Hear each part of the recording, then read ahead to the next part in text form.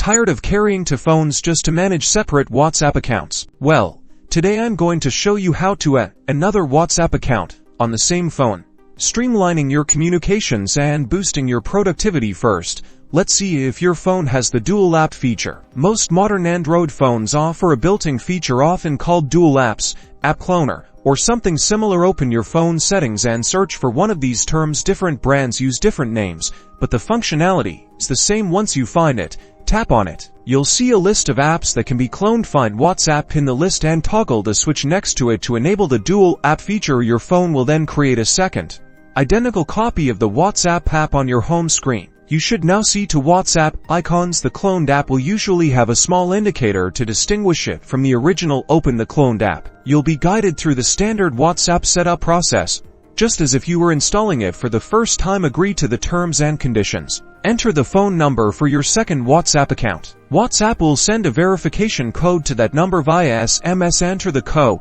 when prompted. And that's it. You now have two separate WhatsApp accounts running on the same phone. You can easily switch between them to manage both your personal and professional communications efficiently. Don't have a dual app feature? Check the description for links to apps that offer similar functionality, but be sure to research their privacy policies first.